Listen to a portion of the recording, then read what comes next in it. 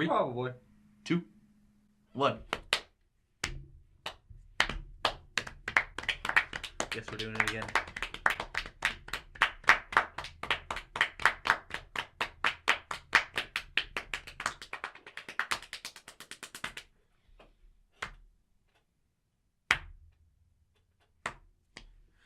If you clap one more time, you're not invited to my birthday.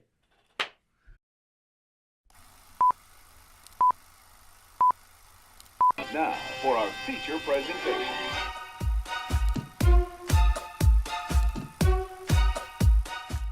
We appreciate his mom, though. Hey. Hello and welcome back to another episode of How About This Movie. Today for the Christmas special, we are doing the 1994 Christmas movie, Santa Claus, starring Tim Allen. Oh, caught some of Tyson's responsibilities right at the beginning of the podcast. I need to learn boundaries. Tyson. Want to do the shout out? You I need to do the shout out step first. back across that line. Hold on, I gotta do the shout out first. Shout out goes to Josiah. Good job, Josiah. Yeah, Christmas movie nerd. Stalking the Facebooks of Daxton. Special shout out to Danny and Jerome. They also got it really quickly, and they seemed offended that they didn't win. So special shout out to them. Participation trophy. Everyone's a winner. You guys are special. Josiah was first though. Tyson, who was in this movie? A lot of people, namely Tim Allen, Judge Reinhold, Wendy Crewson, Eric Lloyd, and David Krumholtz. Only one of those people I recognize. Judge Reinhold? No. And who directed? That would be John Pasquin. John Bascarelli. Hey.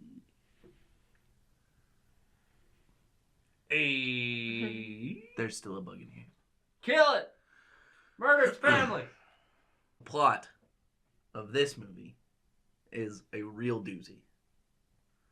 Tim Allen kills his brother. No? Shits on his corpse. Fucks his Neil's wife. mom. Tim Allen plays the workaholic father. Divorcee. Divorcified. Divorcer. No, probably not. Probably not the divorcer. Divorce. And he has his son for Christmas. Tim Allen may or may not have killed Santa Claus. And then he puts on the suit and becomes Santa Claus. No one found the body, so True. there are no charges as of yet. Yeah. Body just kind of disintegrated. Though. Yeah. And I mean, what else do you do after you kill someone but put their clothes on? So obviously that's what Tim Allen did. He killed a man and then put his clothes on. Easiest way to hide. And in a weird twist, it was all from pressure from his child, who he doesn't even seem to care about anyway. That's an unfair exaggeration. I'm sure he cares. But he wouldn't even finish the night before Christmas. When he thought he was asleep. I wouldn't finish either. He just kind of skimmed over it. I would do the same thing. I mean, You're a terrible father. Yeah. You're going to get arrested for cocaine in the 70s. In the 70s, I will be in my 80s. So yeah, probably. There's a decent chance. We're all going to get arrested for cocaine. In the 70s. Either that or it will be legal by then. But you best believe if I make it to 80, I am doing hardcore drugs. Mm-hmm. Anything else you guys would like to add to the plot? I have one of those weeds sticking through my shirt. Sounds like a no. Just silence on this side. And then Carly fucking with the fucking weed sticking out of her shirt. I'm always down for a subtle pun. So when they came up with the idea of a Santa Claus, the clause being the last line of a contract, I thought that was creative. I did like it in this movie. You know what, though? It got real old real fast. Yep, they should have kept it as the Santa Claus and not like... The Mrs. Claus and the blah blah blah blah blah and the flu flee fla. What if we make a animated version of this and it stars like a group of bears and we call it Bear Claus? Do they also run a bakery? Yes. And they sell Bear Claus? And they sell Bear Claus. Down. Super down. I don't know where like the Santa Claus and the Mrs. Claus come into the whole thing, but I don't care. Maybe the main bear becomes Santa Claus. I don't care. I'm just down. I'm in for this. Are we spelling it CLAWS, CLAUS, CLAUSE? Like, are we just gonna try and combine them all like they did? All of them. Combine all of them. Yep. Just have Santa and then the first spelling crossed out, second spelling crossed out, and third spelling? Crossed out as well, yeah. Oh, okay. All three And then of them just, crossed like, out. Yeah. 3 question marks because they don't know how to spell. And Like, I don't know which one it is. then just a paw print. Yeah. Yep. Also, every one of them is going to be drawn in crayon. We might have to edit this out because Hand-drawn. we're gonna have to make this. I don't. Copyright. I don't don't- steal it. I don't know how because none of us have any talent. I do. I have talent for coming up with ideas. Yeah, we'll just have. But I think we're like, gonna have to make this. we'll just do one of the stop motion on the. Yeah, that'll take 6 years. Just draw it out, flip it over, draw out the next scene, flip it over, draw it out, flip it over. I'm down. Let's do it. Coming 2024. Bear Claws. 2024-9. Bear Claws. 2024 9. Yep. Those are going to come out like 18,000 years in the future. Yeah. Okay. Yeah. Did you guys notice the tool belt that Tim Allen picks up in the workshop? I sure did. I pointed it out. I saw it. Was there something special about it? Tim the Tool Man Taylor. Home improvement. Yep. Yeah. That's funny.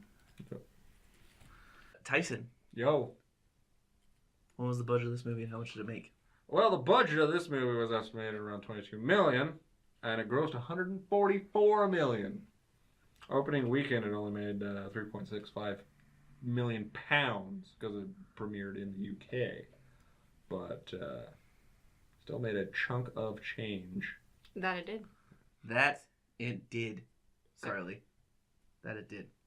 It was the 4th highest grossing domestic movie of the year, 1st highest grossing PG movie of the year, and it was 14th worldwide. Side note, it is the 6th highest grossing Christmas movie of all time. Not bad. Not bad. Pretty good. That's not bad. What was the rest on that list? Well, I don't want to spoil anything Okay. because we're going to be watching more of those movies later. Okay. So we have the number 6 spot checked off on the top grossing Christmas movies. Mm-hmm. The top grossing Christmas movie was Four Elves Fuck Neil's Mom 3, which improved on number 2 and number 1. When they added those extra 1 elf and then the extra 2 elves. Mm-hmm. We didn't like Neil in this movie. Yeah, no, we talked a lot of shit about Neil.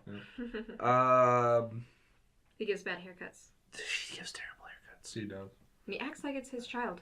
He does not have And parental no rights. boundaries. There's nothing that says they're married, Neil and this woman.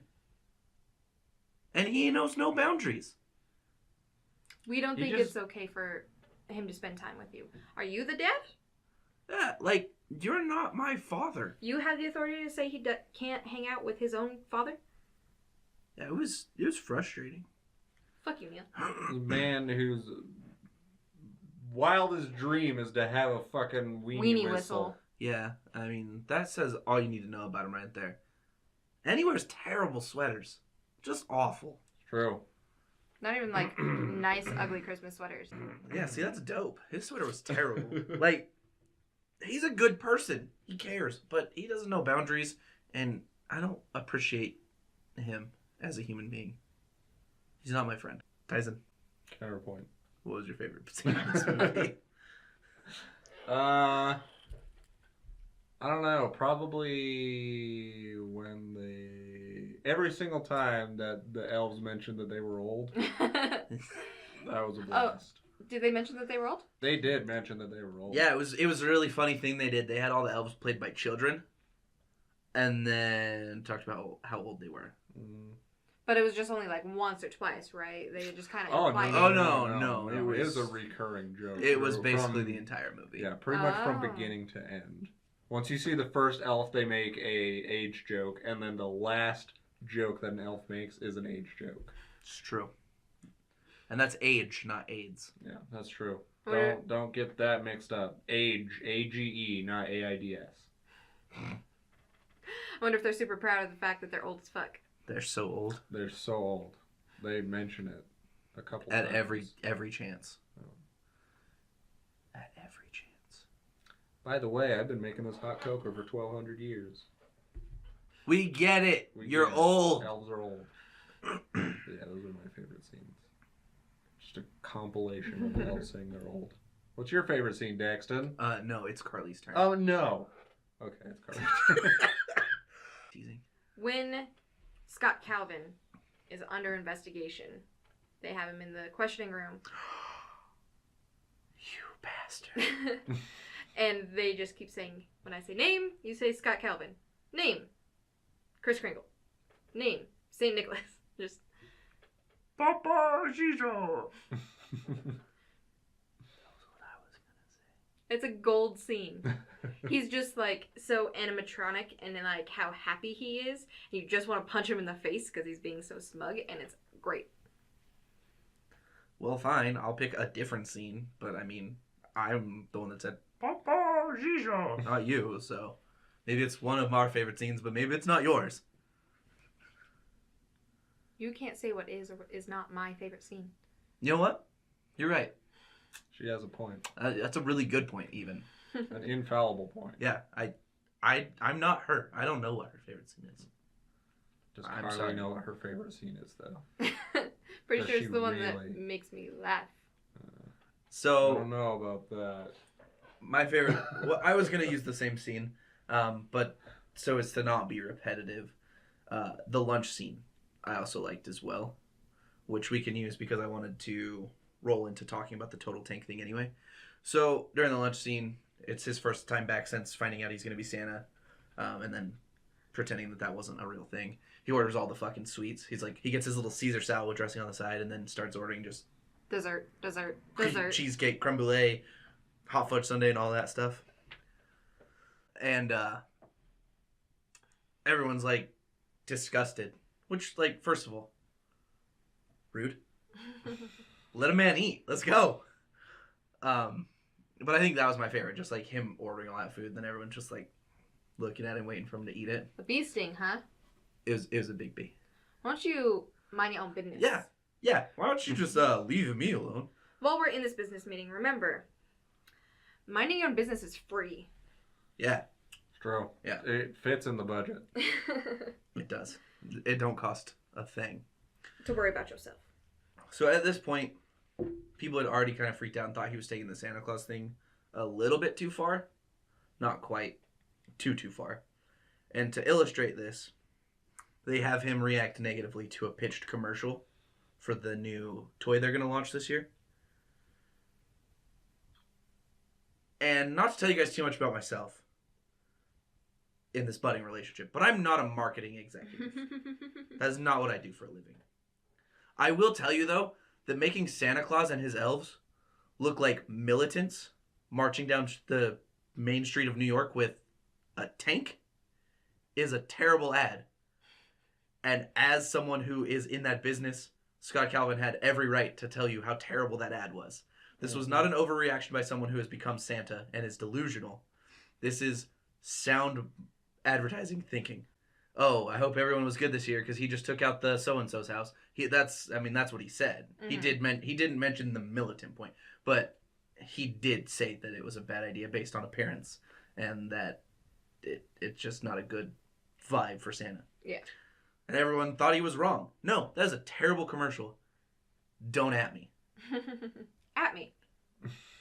Terrible commercial. Carly. Yeah. What would you score this movie and would you recommend it? I would score this a... Oh, when she talks. For... Okay, I'm done. Do you want me to start over? No, Okay. that's fine. I want you to start over. There are times in this movie, like, it was old. Like, we grew up with this. The CGI is not flawless. It's a little cheesy, but it's also just a cheesy Christmas movie. But I'd probably give it a 7.5 out of 10. Would you recommend it?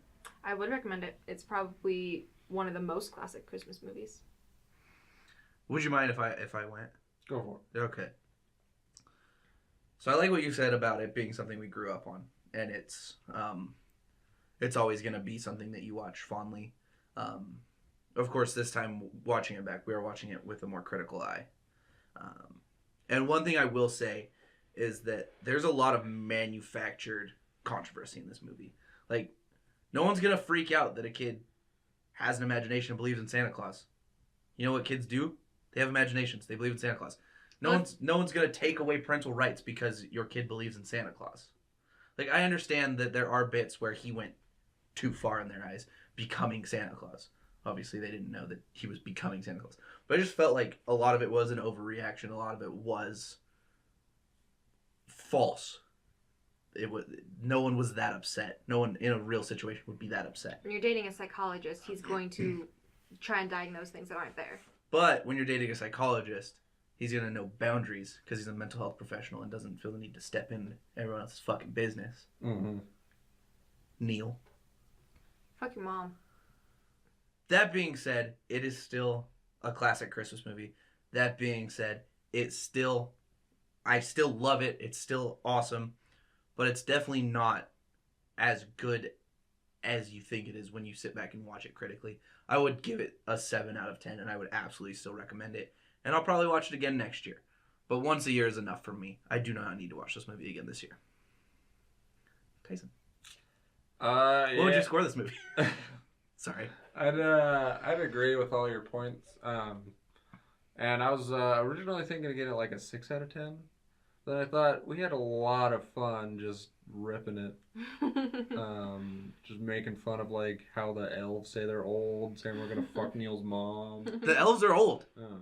We fucked Neil's mom. So that bumped it up a point, so I'm also gonna give it a 7 out of 10, and I will recommend it because it is a fun movie to watch. It's a fun movie. Something. Fun movie shirts coming out. Never.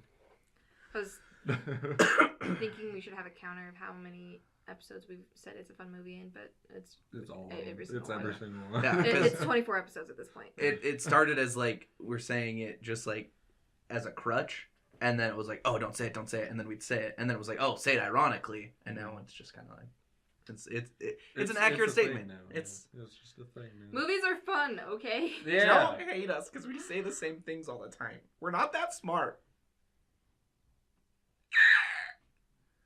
I agree. I don't have any more banter. Me neither. Fun facts. We got some facts and they're fun. Fun facts. They're facts, and they're fun. Yeah. This was Tim Allen's first lead role. If you look carefully, when Scott and the child, what's the kid's name? Charlie? It's something.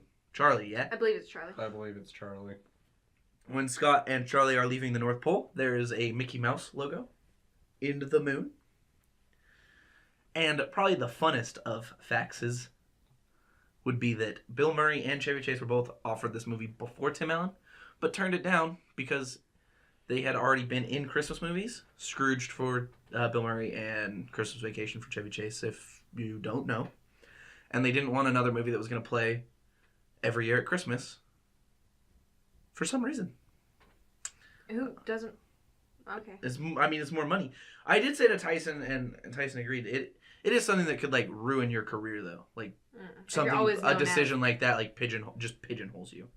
So I get it, but also this movie kind of made Tim Allen's movie career, which then again isn't really anything to write home about. I only know of this and the Toy Story movies. Wasn't he in Wild Hogs or something? He was in Wild Hogs. Yeah. And wasn't that an awful fucking movie? Well, see, that's a difficult question because yes, but I also love it. It is trash though. I just also love it. Tim Allen does a lot of TV that is also trash. And that's not Tim Allen's fault. That's just sitcoms' fault. Sitcoms aren't good anymore. Well, the old one I'm sure was fine. Yeah, Tool That was Time, an old one. Home Improvement Home Improvement was pretty good. It definitely wasn't the best. I mean, according to like the Wall Street Journal, it was the best. Because when this movie came out, for 1 week in November, he had the #1 TV show, #1 movie, and #1 book all at once. He had a book. Yeah, Don't Stand Too Close to the Naked Man, something like that. I don't think Home Improvement is that good. I doubt that it was the best TV show in the 90s, but it was definitely better than any sitcom on TV right now. Sitcoms are trash, and they make me sad. The traditional comedies make you sad? Yeah, because they're bad. Definitely does not sound like they're doing their job correctly. I remember when Big Bang Theory was good. Shut up, Tyson. You mean never? He didn't shut up. Nobody told me what to do. Thanks for watching. Remember to like, comment, and subscribe. Let us know what movies you'd like us to watch. Let us know. What's your favorite Christmas movie? Yeah, what's your favorite Christmas movie? It's probably not The Santa Claus, but it's also probably not Die Hard. Remember to follow us on all of our social medias. If you want to get the shout out at the beginning of the podcast, we will be posting pictures from the movie that we're watching. First person to get it gets the shout out. If you follow us on our social medias, Instagram and at Twitter at jecll Studios, you can find those and get a shout out from us. Next week, we're going to be discussing the classic, probably the GOAT of all Christmas movies, Elf. My pick. Who do you think picked that movie? Probably the person who just said my pick. Yeah. Anything else? I think we're good, yeah? I think we're set. Sweet. Thanks for watching, and as always, what if I fall off the roof?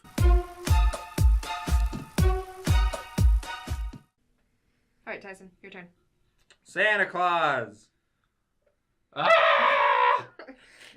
Outros, jecll Studios at Instagram, Facebook, Twitten. Shout out goes to your mom.